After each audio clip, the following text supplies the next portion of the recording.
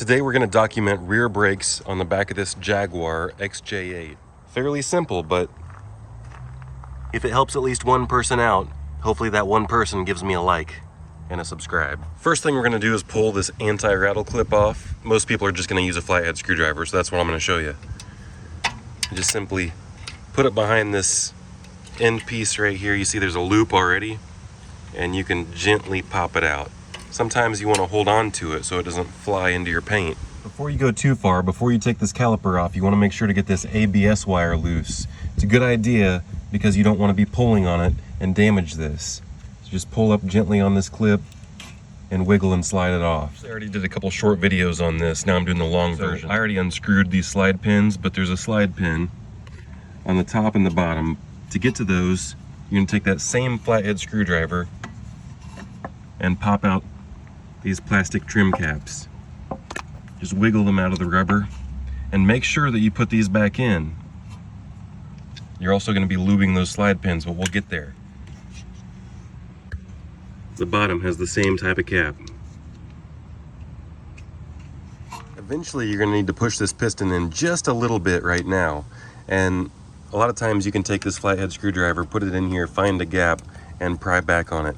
If you're trying to save these pads, you don't really want to do that method.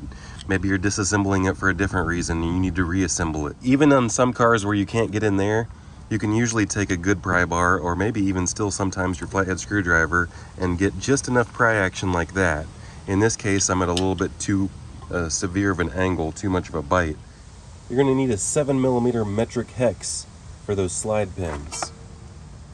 The top and the bottom, right behind those wires. When you have these pins all the way unscrewed, sometimes they still stick in the hole. So I like to apply sideways pressure on the end of the ratchet and then pull them out like that. Now they're perfectly clear. Now you see I got my pad loose. I can move it back and forth. That means there's some room in this caliper. But this caliper bridge is awfully rusted, so I cannot move this piston back and forth like I should be able to. See, the back of it is free. Both slide pins are pushed out like I showed you. You don't want them sticking in the holes. But now, I'm probably going to have to pry this caliper off because it's rusted. I don't have a very big pry bar with me, just this panel clip tool. It was in my tool bag. So,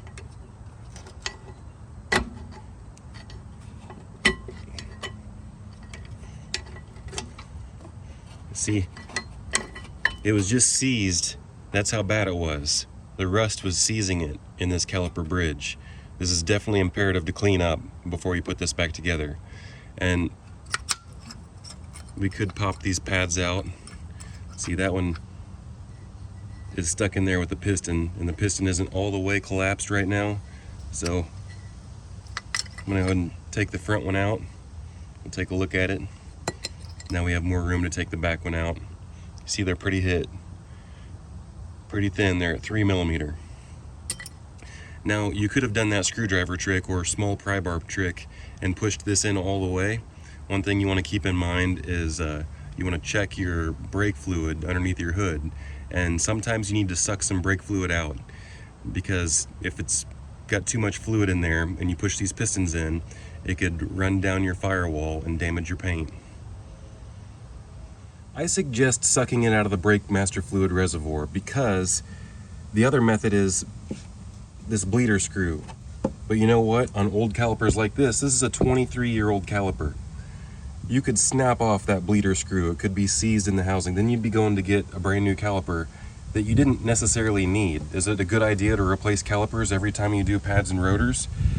Ideally, yeah, spend all the money. You'd have brand new stuff as long as it's as good as original equipment. So that's not always the best thing if you're putting the cheapest brand new parts on. But anyway, it's a little bit dangerous.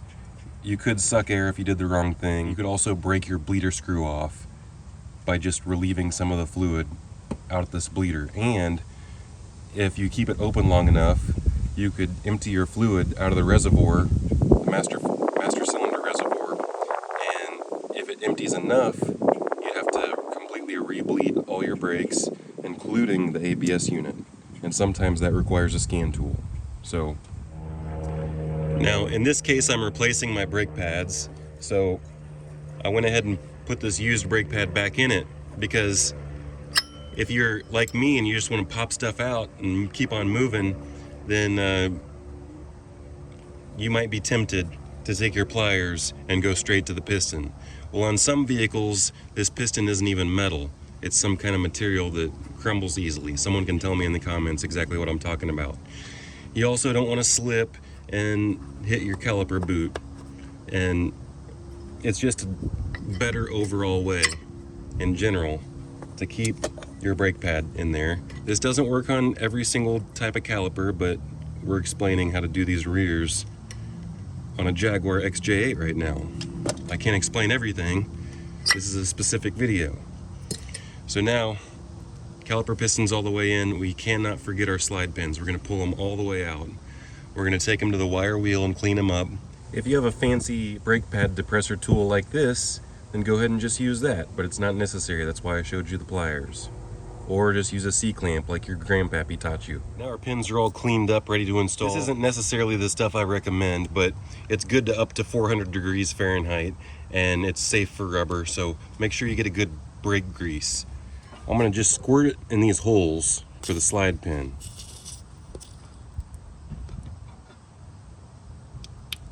These are all a little bit different, but we're talking about a Jaguar XJ8 right now. So if some squirts out the side, I like to roll it back in, push it through.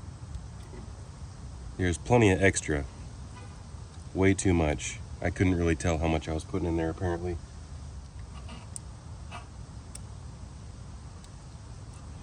And I'm just gonna wipe off all the excess from the front, because I don't want more junk to stick to it. It's probably usually the best idea to go ahead and just grease these things up right before you're ready to install it, but I jumped the gun on that. I'm not always in the proper order of things, okay? See my gravelly fingers? I could go getting stuff on there, that's why. Because the next step is, we gotta take these caliper bridge bolts out, so we can take this caliper bridge off, and we're gonna clean it. We're also gonna take this rotor off. And in this case, I typically recommend replacing these, but this is on the rear, and I'm just gonna clean it up on my brake lathe. These rotors cost $100 a piece for the cheap ones. So long, 18-inch. See, this gravel driveway is making everything chalky. We got a 15mm on there, and I'm using, that says Husky on there because I got it at Home Depot, but I think Astro's the one that sells them. So you see, this fits on both the top and the bottom just perfectly.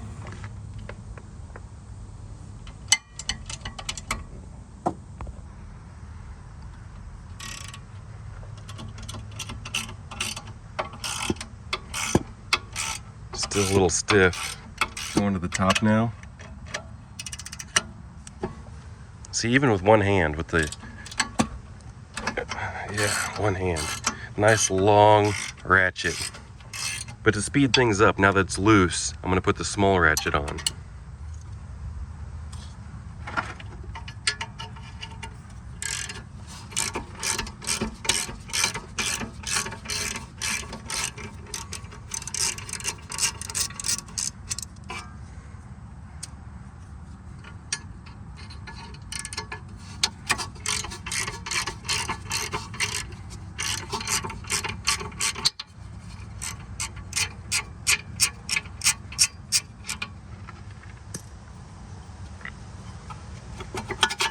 There we are.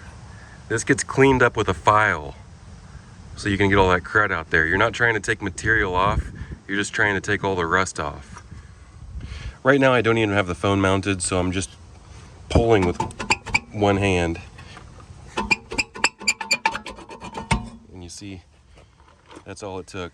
Just a little bit of wiggle and pull. I'm the guy that did this part, because I used this parking brake a few times before I took the brakes off. That's always a good idea to test everything, not just the normal brake pedal, but go ahead and test the parking brake before you do brakes. Now I did a wheel bearing on the other side yesterday. Usually you want to document how these parking brake shoes are. There's probably a way that you could slide hammer the hub out and then get the races out and do everything with this in place, but I took everything apart. I'll show you the parking brake system because it's not that hard, and I just took mine apart from right here and just took the whole hub out, or the whole knuckle. There's a little pin that goes through this adjuster. This has to be the correct orientation. You don't want it flipped around backwards. But you see the spring with the long arm goes on the bottom. If you've done drum brakes before, you know how these come out. They're just push pins. And to get this cable out, there's a little window. It's on the bottom. We've got this parking brake cable. There's just a little plastic clip that you have to pull out, and then the cable will pull out after you get this pin out from about. That should be enough information for most people that are mechanically inclined. So definitely inspect your parking brake shoes. I usually like to go ahead and just turn them in a little bit. You typically can adjust them. Very rarely do we see vehicles with drum brakes on the rear anymore, but older guys like me know how easy it is to adjust the spinny wheel on drum brakes. Now this is the factory Jaguar pad, and I'm comparing that to a replacement Duralast, probably cheap Chinese unit. And this is just some kind of universal clip they use that probably fits all kinds of other cars, but fits Jaguar absolutely horribly. So you see how close to, let me just for reference put my finger in here, and you see the clips are pretty close to my index finger. Put that in there, way off. And this top one has a nice springy clip on there, and this one's also way off and the wrong design. This one has more spring load to it. I've already tried to fit these on the other side, and it literally won't even fit. If I try to push these and bend them with pliers to try to make it fit, then when it came down to it, it was about 5 millimeters off. It wouldn't flush up against the piston. I know y'all are gonna tell me it'll fit, just squeeze them together a little bit, but I've already been through this. First things first, I would typically just try to put it in like normal. Like this one, you can put it in like normal. This one, not even close to fitting like normal. So I have to try to cram it in sideways, and the springs are too tight, and this one's way off anyway. So I have to try to push these together with pliers. So we have to take pliers like this, and we have to push them way in, and then the whole concept of the spring-loaded stuff is gone anyway. Because by the time we get it even close, they're parallel. And let's just try it like that first.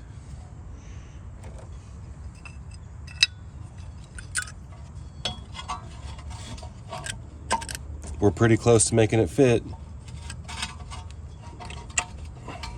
Oh look, we got it to fit. But it doesn't fit good enough. Now I need to put this compressor in there and jack up my new brake pad. Just trying to make this fit. And then when it's all said and done, after jacking up my new brake pad, you could say, well, just put another brake pad in there. Okay, this is more and more time I'm wasting. Now I got the face of the old pad against the new pad so I don't damage anything. Had to get all that together. You know, I'm just explaining what would typically have to happen. So now we're pushing it in, trying to cram it in. Is it gonna even go still? No, I told you I've been through this already. Now it's just worse. Now it's just bent even worse, and the edges don't fit. So you literally have to take it to a grinder and manipulate this clip in a grinder. That's a factory rivet on the back. And I think you see what I had to do. I had to take the grinder and literally trim all the edges off of it. This is how it's gonna sit once it's installed. It will be flush. But before I trimmed it on a grinder, it would not even sit flush against the piston. You see, you just want to clean up all these surfaces. I have a bulky file right here, it won't fit this way. Ideally, you'd like to have a smaller file in there, but I can use the side and just clean the large chunks of rust off before you hit it with a wire wheel or a handheld wire brush like I'm gonna do. See, large chunks of rust came off, and the surfaces that I'd like to have cleaned up are relatively flat again. Now I'm going to hit it with the wire brush.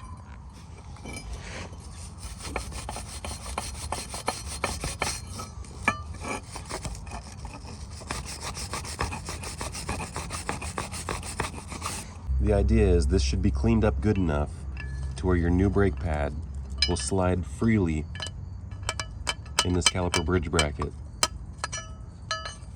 Both sides. Of course, you have to have the brake pad perfectly parallel to test it. It'll get stuck if it's a little bit crooked. Make sure it's straight and it slides freely. You're going to put your newly cleaned caliper bridge bracket back on with your two 15mm bolts, and then torque them properly with a long lever. Now we're going to install our brake pads. So I've already got the back one in after much struggle, and we're just going to install the front one like such. No lube or anything, just slide it right into place.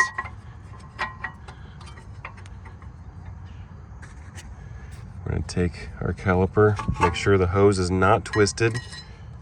So make sure our pins are not obstructing us.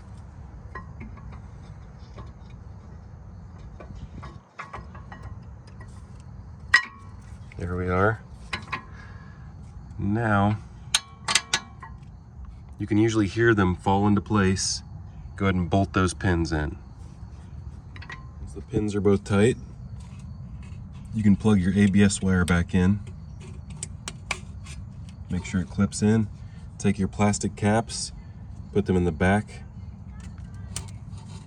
If there's any excess grease, you can clean it up if you'd like.